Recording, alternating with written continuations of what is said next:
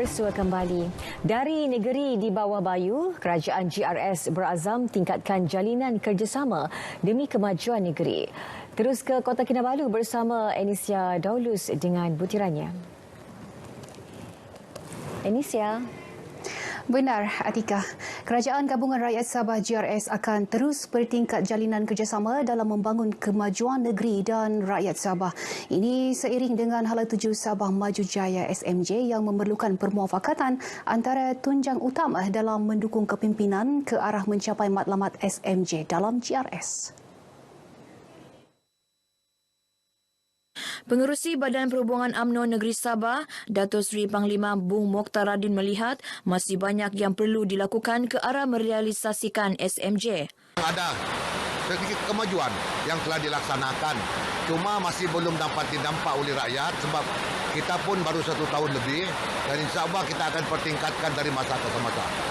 Beliau ditemui dalam majlis berbuka puasa UMNO bahagian Kinabatangan dan Sabah Electric City Sendirian Berhad SESB di Kinabatangan.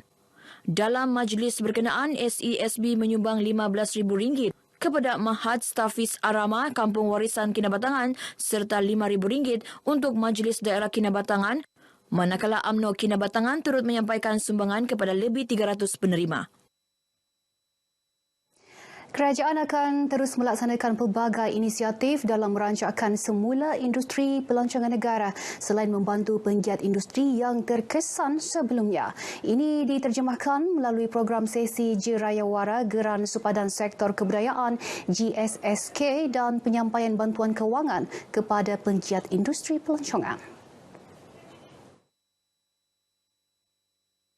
Menteri Pelancongan Kesenian dan Kebudayaan MOTEK, Datuk Seri Nancy Shukri berkata, menerusi bajet 2022 pihaknya memperoleh peruntukan RM85 juta, peningkatan hampir 40% berbanding tahun lepas.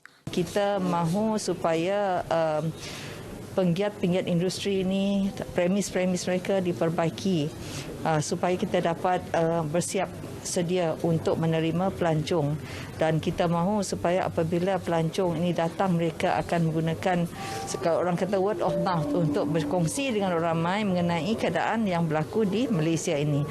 RM9,000 diberikan kepada pengendali pelancongan dan agensi penggembaraan, manakala Inap Desa menerima RM1,800. MOTEK juga telah memperuntukkan geran padanan RM30 juta bagi tujuan pembaikan hotel-hotel bajet berstatus Orkid dan Inap Desa yang berdaftar. Manakala RM50 juta geran sepadan sektor pelancongan GSSP dan geran sepadan sektor kebudayaan GSSK disediakan sebagai bantuan penganjuran acara, program pelancongan seni dan budaya.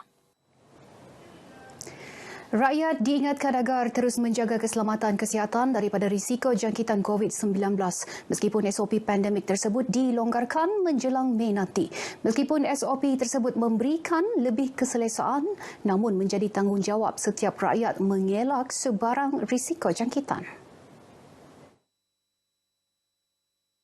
Sebagaimana yang kita ketahui, COVID-19 ini masih berada di dalam komuniti kita.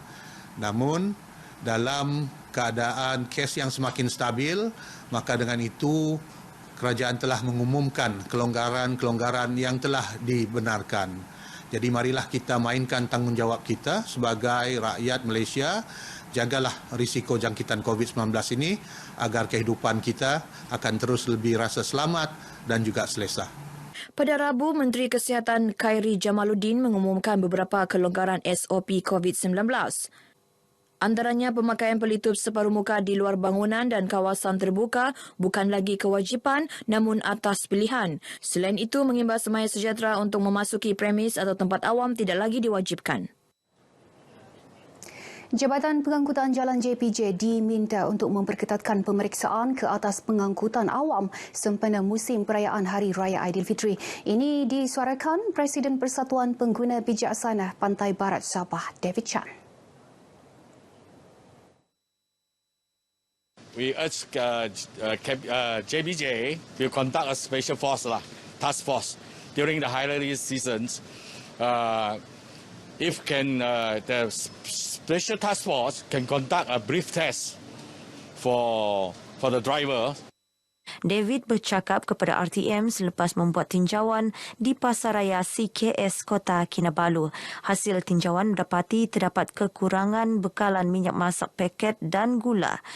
Beliau meminta Kementerian Perdagangan Dalam Negeri dan Hal Ehwal Pengguna untuk mengambil tindakan segera bagi mengatasi masalah tersebut. Menjelang perayaan, aspek penguatkuasaan menjadi keutamaan. Ikuti tinjauan RTM mengenai Majlis Pelancaran Kempen Keselamatan Jalan Raya sempena Hari Raya Aidilfitri sekitar Sabah.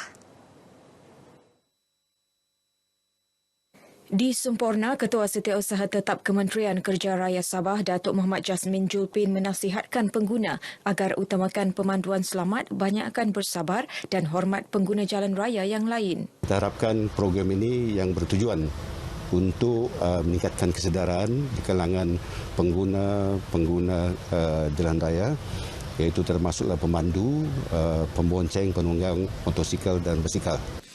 Sementara itu, Jabatan Pengangkutan Jalan JPJ Sabah turut melancarkan kempen keselamatan jalan raya dan ops bersepadu di Terminal Bas Inanam. Kami berharap anggota-anggota bukan saja bas ekspres, bukan saja bas yang kita periksa hari ini, tetapi kepada semua pengguna supaya mematuhilah ada 9 kesalahan utama. Dan daripada 9 itu, 5 kesalahan itu akan dibawa ke mahkamah, terus ke mahkamah, iaitu antaranya tidak mematuhi lampu isyarat, memandu melebihi had laju. Seterusnya di Tuaran, pemangku Ketua Polis Daerah Asisten Superintendent Raji Husin Suhodin menasihatkan agar pengguna mengelak melakukan kesalahan yang boleh mengundang kemalangan. Yang pertama, elakkan daripada menggunakan handphone semasa memandu. Yang kedua, tentukan had laju kenderaan mengikut yang telah ditetapkan. Jangan memandu secara melulu. Kemudian ketiga, jangan memotong kenderaan lain di kawasan garisan berkembar. Beralih ke Beluran, Ketua Polis Daerah Superintendent Kasim Muda berkata kemalangan dikenal pasti sering berlaku di Jalan Telupit iaitu kilometer 70 hingga 75 Jalan Beluran Telupit dengan 143 kemalangan. Selain kenderaan yang terlibat, kebanyakannya pacuan 4 roda iaitu sebanyak 144 buah. Kita lihat dah dari statistik yang kita buat, faktor kecuaian manusia lah. Pemandu sendiri cuai, mengantuk, tidak memandu dengan keadaan yang letih. Jadi ini yang perkara yang menyumbang itu sebanyak 150 disumbangkan oleh faktor kecuaian ni. Berdasarkan statistik Januari hingga September tahun ini sahaja, Sabah mencatat 216 kes kematian daripada 12,950 kes kemalangan. Ops selamat akan diadakan selama 10 hari bermula 29 April sehingga 8 Mei 2022. Baik, sekian dari Sabah, keluarga Malaysia, Ayu, lengkapkan vaksinasi dan dos penggala anda. Kembali bersama Atikah di Angkasa Puri. Silakan, Atikah. Baik, terima kasih Anisia untuk perkembangan di Sabah.